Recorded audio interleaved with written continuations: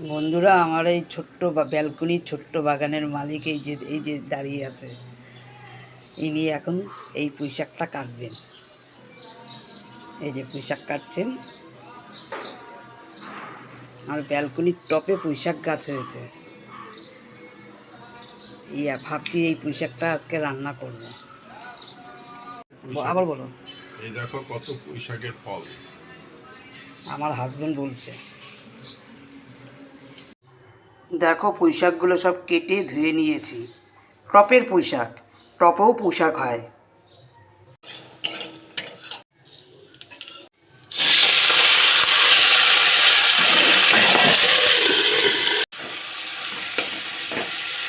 এই পুঁইশাক রান্না হয়ে গেল।